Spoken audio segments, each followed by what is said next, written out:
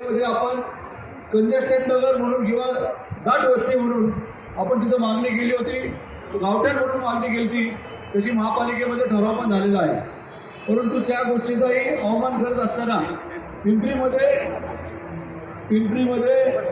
त्याचप्रमाणे तिथं 6 मीटरचे रस्ते, तिथं 12 मीटरचे 18 मीटरचे रस्ते करून पुन्हा या सर्वांना बेघर करण्याचं काम या DP प्लॅनद्वारे होत आहे. थेरगावमध्ये बहुउद्देशीय रहिवासी तिथं राहतात.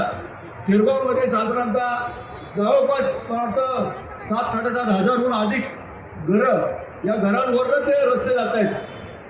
त्याचबरोबर राटणीमध्ये तीच परिस्थिती आहे, काळेवाडीमध्ये तीच परिस्थिती आहे, भोजरीमध्ये काही ठिकाणात ती परिस्थिती आहे, चरोलीमध्ये काही ठिकाणी तशी परिस्थिती आहे.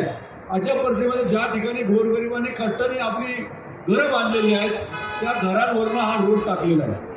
वास्तविक पाहता या शहराची वाढती लोकसंख्या लक्षात घेता रस्ते मोठे हवेत, परंतु त्या ठिकाणी आपण फ्लायओव्हर करू शकतो, त्या इथं आपण काही ठिकाणी अंडरपास करू शकतो आणि या गोरगरिबांची घरं आपण वाचवू शकतो. परंतु अशा प्रकारचा प्लॅन न करता वास्तविक पाहता रेड झोन हा मोठा गंभीर प्रश्न आहे.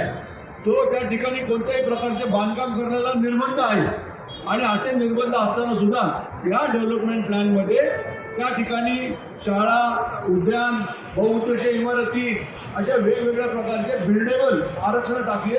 हे आरक्षण टाकण्याचा ह्यांना अधिकार नाही. अशा पद्धतीने चुकीचे आरक्षण टाकले. पिंपरी चिंचवड नगरी ही वास्तविक पाहता औद्योगिक नगरी आहे. या औद्योगिक नगरीसाठी हे काही आरक्षण ठेवलं नाही किंवा या औद्योगिक नगरीमध्ये कामगारांना प्रोत्साहन मिळेल, त्यांच्या मुलांना काही प्रशिक्षण मिळेल अशा प्रकारचं एकही आरक्षण नाही. ही दुर्दैवाची बाब आहे. त्याचबरोबर MIDCचे काही आरक्षण होते, ती आरक्षणं सुद्धा रद्द केलेली आहेत. त्या ठिकाणी नवीन आरक्षण टाकलेली होती.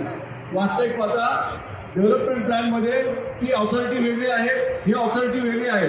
असं असताना तिथं आपल्याला कोणत्या प्रकारचे अधिकार नसताना त्या ठिकाणी आरक्षणं टाकण्यात आलेली आहे. त्याच पद्धतीने PMID म्हणजे पूर्वीचं प्राधिकरण, त्यामध्ये अनेकांनी प्रयत्न करून आता या महायुती सरकारने 12.5%